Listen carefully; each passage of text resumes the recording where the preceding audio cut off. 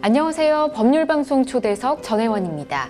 저희가 1부에서 춘원 이광수의 삶, 그리고 2부에서 춘원 이광수의 문학에 대해서 자세히 살펴봤는데요. 오늘 그 마지막 시간입니다. 오늘은 송현호 춘원연구학회 회장님을 모시고 춘원 이광수를 둘러싼 논란들에 대해서 이야기를 풀어보도록 하겠습니다.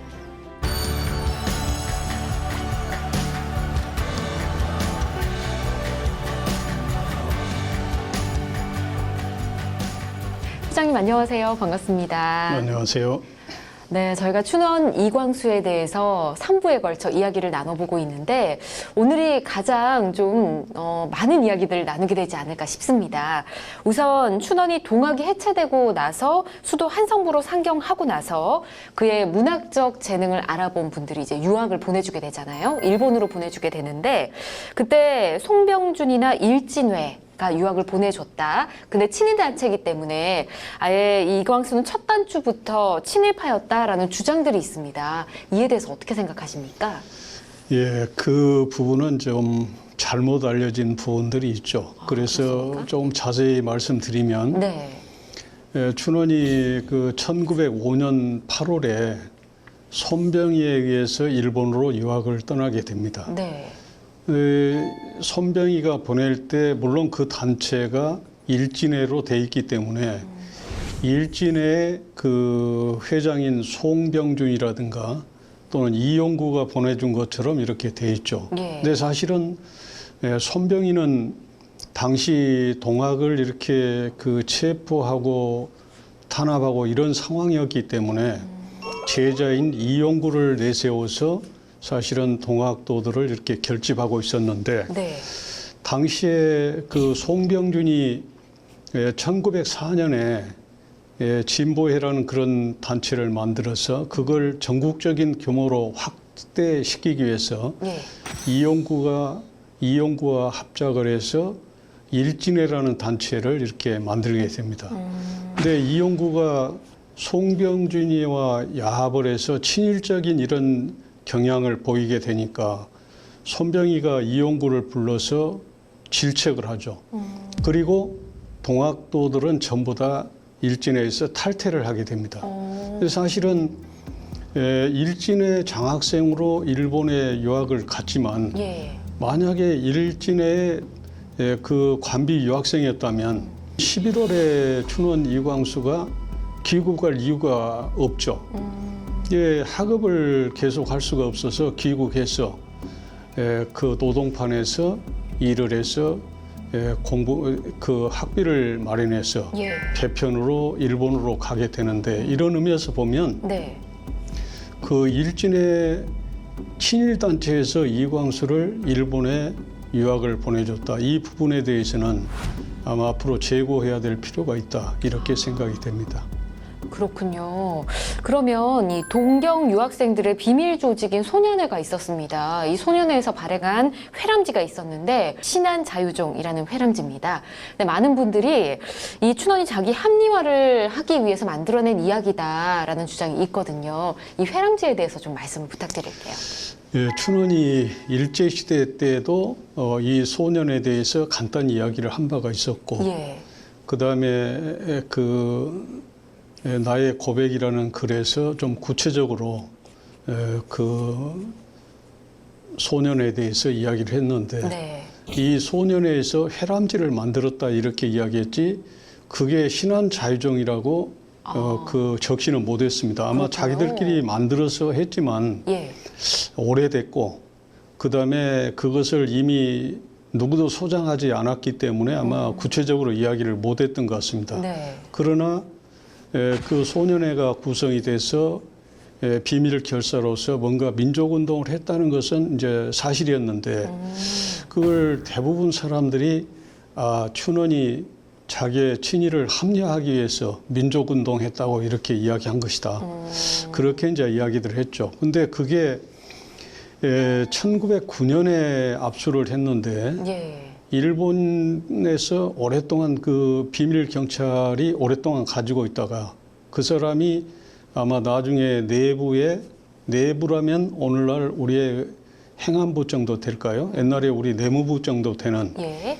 거기에 이제 그 고위 관리, 경찰 총 책임자까지 됐던 이런 사람인데 오랫동안 가지고 있다 해방이 되니까 그걸 그 일본의 그 국립 문서 보관국에다 이렇게 아마 기증을 했던 것 같습니다. 그래서 거기에 이제 이분의 문고가 만들어지게 됐는데 예. 이 문고본을 2005년 정도에 아마 정리를 해서 출간을 했던 것 같습니다. 근데 그 잡지를 누구도 보지를 못했죠. 이 잡지가 중요하니까 거기에서 이제 출간까지 했을 텐데. 네. 근데 2010년대에 하타노라는 그 일본의 춘원 연구가가 있습니다. 춘원 일본을 만나다 이런 책을 썼는데 네.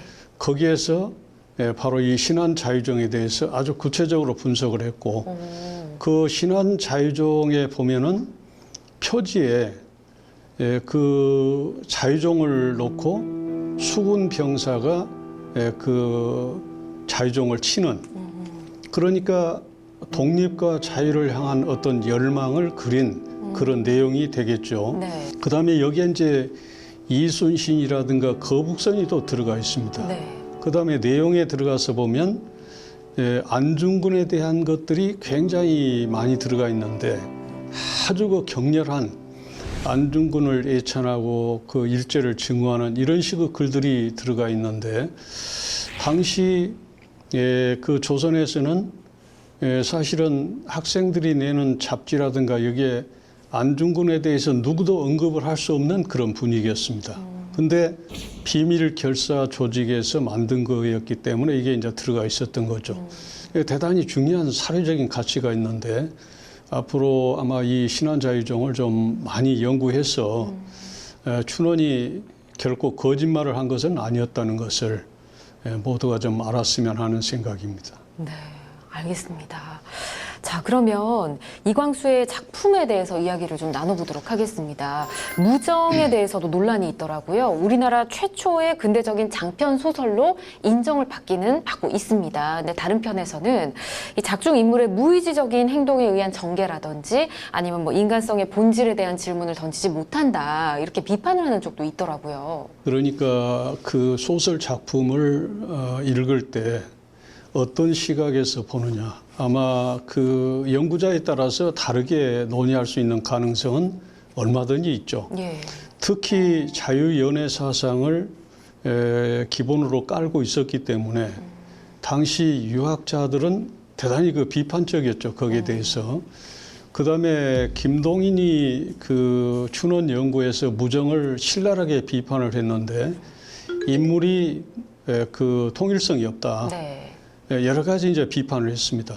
그 김동인의 어떤 그 비판을 많은 사람들이 수용해서 특히 우리가 이영식을 보면 이영식이 박영채가 은인의 딸이기 때문에 영채를 구해야 되는데 구하지 못하고 뭔가 망설이는 그러니까 무의지적이다 이렇게 이야기를 했던 것이고 예.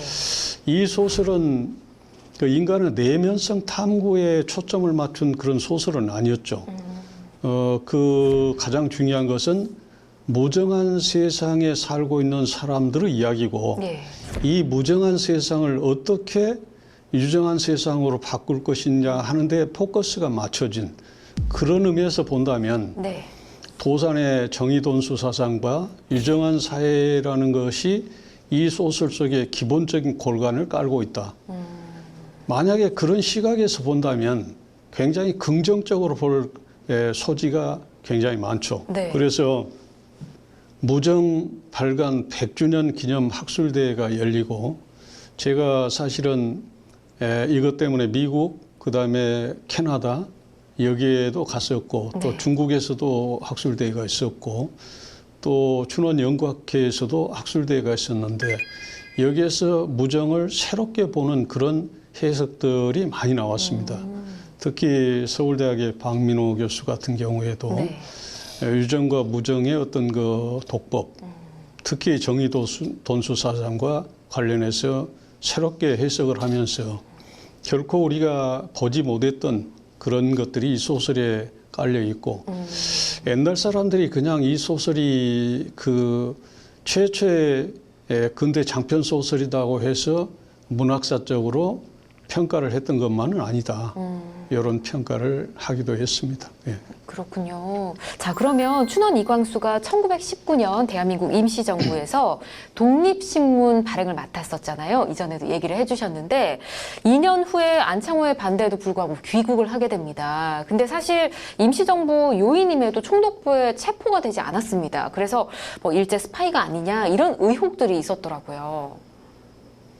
예, 거기에 대해서는 굉장히 논란이 많이 있고 예. 지금까지도 이야기가 많이 되고 있는데 우선 두 가지를 이야기할 수 있는데 네. 하나는 도산이 만류를 했다. 그다음에 그 흥사단 지부에서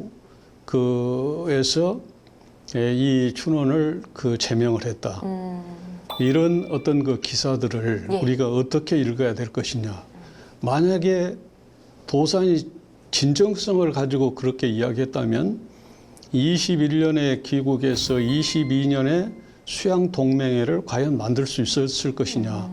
수양동맹회라는 것은 흥사단의 어떤 그 전폭적인 지원에 의해서 만들어진 단체인데 만약에 흥사단이 지원하지 않고 협조하지 않았다면 춘원이 수양동맹회를 만들 수 있었을까.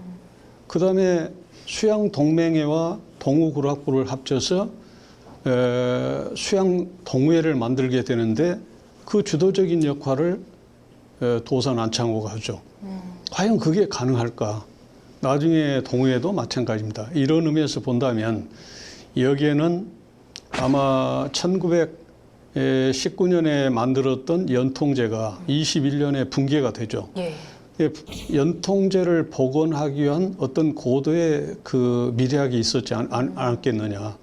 사실은 연통제는 1937년까지 유지가 됩니다. 네. 그런데 1938년 이후에 수양동회 사건으로 이 단원들이 전부 다 구속이 되면서 연통제가 붕괴가 돼버려서 나중에 대한민국 임시정부에서 광복군들을 국내에 투입할 준비를 하죠.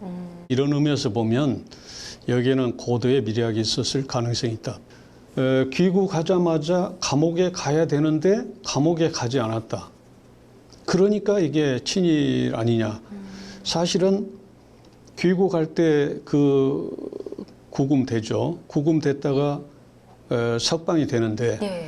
그때 그 총독이 문화정책을 표방하고 있었기 때문에 이광수를 감옥에다 집어넣게 되면 결국은 많은 사람들이 문화정책 자체에 대해서 뭔가 불신을 할 것이고 오해를 하기 때문에 자, 너희 조선인들이 자유롭게 민족운동도 하고 문화활동도 할 수 있도록 보장한다. 이런 것을 보여주기 위해서 했으리라고 생각이 됩니다. 네. 근데 사실은 귀국하고 나서 춘원은 계속 감시의 대상이었죠. 감시의 대상이었을 뿐만 아니라 그가 썼던 많은 작품들이 게재 중단되기도 하고 그다음에 출판 불허되기도 하고 이랬죠. 네. 만약에 춘원이 일본하고 야합하고 친일하고 그랬다면 아마 그런 작품을 쓸 리도 없고 또 민족적인 색채가 없었기 때문에 결국은 출판 금지라든가 연재 중단이라든가 이런 게 있을 수 없었겠죠. 예, 끊임없이 춘원은 민족의식을 가지고 작품 활동을 했고 그래서 일제가 끊임없이 감시의 대상을 삼았던 것은 이게 친일하고는 좀 거리가 있는 거다 이렇게 볼 수가 있습니다. 자, 그리고 또 논란이 되는 문제가 춘원이 1922년 월간 잡지 개벽을 통해서 민족 개조론을 발표를 하게 됩니다. 물론 도산 안창호 선생의 이론에서 출발을 했다라고는 하지만 너무 지나치게 조선의 열악한 민족성을 이렇게 얘기를 한 게 아니냐, 이미 친일파로 그 당시 넘어간 게 아니냐 이런 말들이 많거든요. 그러니까 민족 개조론을 우리가 본론을 이렇게 분석을 해보면 본론에서는 우리 민족의 장점, 인이애용이라는 것이 우리 민족의 장점이고 예. 그래서 그런 것은 계속 발전시켜 나가야 된다 이런 이야기를 하고 있습니다. 네. 그런데 그 이면이라고 할 수 있는 문제들, 게으름이라든가 거짓이라든가 비과학성이라든가 이런 것들을 어떻게 극복할 것이냐. 그러니까 마치 우리 민족성의 모든 것을 부정한 것처럼 다들 이야기하는데 사실은 그렇지 않죠. 도산 안창호가 1902년부터 미국에 가서 보고 느꼈던 것을 그 생활 개조, 이 생활 개조라는 게 나중에 민족 개조로 발전이 되는데 그 주장은 1902년뿐만 아니라 1907년 신민회 만들 때도 역시 똑같은 이야기를 합니다. 그다음에 상해 대한민국 임시정부에서도 역시 그런 운동을 하고 있었죠. 끊임없이 정신 수양을 하는, 정신 수양이 뭐예요? 결국은 우리 개조하자는 겁니다. 민족 개조를 해서 우리가 독립국의 어떤 국민이 될 수 있는 자격을 갖추자. 우리는 독립국의 국민이 될 자격을 우리는 아직 갖추지 못했다는 거예요. 네. 그걸 끊임없이 도산이 이야기를 했었고 그 이야기들을 정리해서 사실은 민족 개조론을 발표했던 것인데 이걸 만약에 도산 안창호가 발표했다면 어떻게 볼 것이냐. 이게 이제 문제가 되겠죠. 그 다음에 또 하나는 그 자치론. 이 자치론이라는 것은 영동에서부터 계속 이야기가 됐던 내용이었고 네. 도산 안창호는 신민회부터 물론 미국에도 마찬가지입니다. 국민회라든가 대한인 국민회라든가 그다음에 신민회라든가 이런 데서 끊임없이 강조했던 내용이에요. 그러니까 그런 의미에서 본다면 자치론이기 때문에 이게 친일이다. 그러면 인도의 간디가 폈던 자치론이나 무제한 운동도 역시 친영이냐? 절대 그렇게 생각 안 하거든요. 근데 우리는 마치 민족운동이나 독립운동은 그 어떤 그 투쟁론만이 있는 것처럼 네. 그렇게 하는데 실력 양성론도 있고 또 외교론도 있기 때문에 그런 차원에서 이해하는 것이 좋겠다. 근데 뭐 1939년에 조선 문인협회 회장을 맡고 창씨 개명을 하게 됩니다. 가야마 미스로 이렇게 이름을 바꾸게 되고 일제 학도병으로 나갈 것을 독려하는 연설을 또 하게 되는데 이때는 누가 봐도 이제 여지없이 친일 행위를 했다라고 볼 수밖에 없을 것 같긴 하거든요.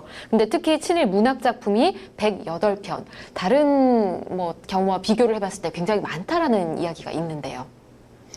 예, 맞습니다. 그 1939년에 최초의 그 친일적인 시, 소설을 발표를 하죠. 예. 아마 1938년 그 수양동해 사건 재판에 이제 그 전향을 함으로 해서 무죄 판결을 받았는데 예. 검사가 다시 항고를 하면서 뭔가 이제 위기의식을 느꼈겠죠. 그다음에 어떤 의미에서 보면 일종의 보험을 들 필요가 있었을 가능성도 있죠. 네. 그러니까 그 당시에 지식인들은 대부분 작가들이 생활에 여유가 있어서 낙향을 해서 고향에서 칩거한 사람을 제외하고는 먹고 살기 위해서 뭔가 일제 협력을 할 수밖에 없었던 네. 특히 글 쓰는 사람들에게 너 글 쓰지 않으면 너는 감옥 보낼 거야. 이렇게 겁박했을 때 이건 자발적이 아니라 비자발적으로 어쩔 수 없이 이제 친일을 할 수밖에 없는 그런 시대죠. 예. 특히 재판 중인데 이 춘원을 조선 문인협회 회장을 시켰죠. 여기에 자발적인 인사들, 이 사람들이 나서서 시킨 거예요. 그런데 회장을 하게 되면 강연도 나가야 되고 글도 많이 써야 되고 네. 저도 회장을 지금 14년째 하고 있는데 이 학교 회장이라는 게 간행사도 써야 되고 학회 축사도 해야 되고 뭣도 하고 엄청나게 많은 일을 해야 됩니다. 네. 그러니까 많이 쓸 수밖에 없었죠. 네. 근데 이제 이 그 작품들의 내용을 보면 자, 창씨 개명에 대한 것들, 그다음에 그 징병에 대한 것들, 전쟁에 참전해라. 그다음에 그 생활의 개조 일종의 이제 황국화하는 이런 것이죠. 이건 미나미 지로라든가 고이소가 주장했던 그 똑같은 총독의 시행 정책이에요. 시행 정책을 회장한테 주고 해라고 하면 안 할 수가 없겠죠. 그러니까 그 징병할 때 징병장에 실제로 그 참여했던 김bun구 같은 분은 그런 증언을 했죠. 야, 이 춘원이 와서 강연하는데 보니까 뭔가 고문을 당하고 주사를 맞은 것 같은 그런 아주 겁들어질 것 같은 그런 태도로 황국 신면에 대한 이야기를 하더라. 김우전이라는 사람은 그 광복회 회장을 했던 분인데 이분이 아마 어린 시절에 춘원의 작품을 통해서 그 한국어 습득을 하고 한국어 교재가 됐던 거죠. 네. 또 민족의식을 키웠다. 그리고 자기는 그 학병으로 갔지만 탈출을 해서 결국은 그 광복군이 됐다는 이런 이야기를 한 바가 있습니다. 네. 이 김우전이라는 분 이야기가 있습니다. 춘원이 그 민족운동을 했던 것이 구할이라면 친일은 한 일할 정도 되는데 있는 그대로 이야기하지 친일했으니까 구할을 없었던 것으로 한다는 것은 좀 잘못된 것이 아니냐 이런 이야기를 한 바 있는데 예. 저는 거기에 대해서 동의합니다. 자, 사실 일제강점기의 이 친일 행위는 친일 행위를 했다 안 했다 단칼에 탁 얘기할 수 있는 문제는 아닌 것 같습니다. 사실. 그럼 회장님께서는 현대 문학의 시초와 친일파 그 사이 어딘가쯤에 우리 춘원 이광수 선생께서 있다고 생각을 하시는지요? 예, 뭐 우리 근대 문학의 개척자고 대단히 중요한 인물임에 틀림없습니다. 아울러 친일을 했던 것도 사실이고 이 친일을 우리가 좀 이해하려는 입장이 돼야 되는데 친일했으니까 비판만 하는 것 저는 좀 문제가 있다 이런 생각을 해봅니다. 일제 시대에 대한 경험이 없는 젊은 세대일수록 친일에 대해서 아주 이를 악물고 비판을 합니다. 우리가 친일을 할 수밖에 없었던 그 시대적인 상황을 한번 이해하려고 하는 그런 입장이 돼볼 필요가 있죠. 뉴욕 그 주립대학의 베스트 프로페서인 그 정신분석학자 이중호 교수가 있습니다. 네. 이 이중호 교수가 이야기를 했죠. 춘원은 상갓집 개가 됐다. 너도 나도 그냥 욕하고 물고 늘어지고 춘원을 자기하고 함께 이야기하면 뭔가 벌레라도 본 듯 이렇게 이야기하는데 춘원은 바로 우리의 문제고 우리 민족의 문제였다. 그 시대를 살아본 사람이면 누구라도 다 그렇게 할 수밖에 없었는데 왜 이해하려고 하지 않는가 이런 이야기를 한 바 있는데 네. 우리가 그 점을 좀 다시 한번 새길 필요가 있겠고 지나치게 진영 논리 가지고 친일을 했으니까 배제하고 올북했으니까 배제하고 김원봉 같은 분도 그렇죠. 틀림없이 그 독립운동 했던 분인데 올북했기 때문에 이건 빨갱이다. 그건 아니죠. 해방 전국에서 친일 경찰에 의해서 목숨을 잃을 위기가 되니까 월북할 수밖에 없었던 그런 것을 있는 그대로 기록할 필요가 있죠. 그래야 우리 후대들은 거기에서 귀감도 삼고 또 응감도 삼을 수 있겠죠. 춘원이 민족운동을 했던 것은 귀감을 삼을 수 있을 거고 친일을 했던 것은 응감을 삼을 수 있겠죠. 회장님과 많은 이야기를 나눠봤는데 그 어떤 것보다도 뭐 논란들이 굉장히 많긴 하지만 우리 춘원 이광수 선생이 우리나라 문학사에 있어서는 굉장히 우리가 기억할 만한 인물, 꼭 중요한 인물이다. 이런 생각을 또 한번 해봤습니다. 자, 오늘 저희가 나눌 이야기는 여기까지고요. 다음에도 시청자 여러분을 위한 특별한 분을 모시고 아주 가치 있는 이야기를 나눠보도록 하겠습니다. 오늘 함께해 주신 여러분 고맙습니다.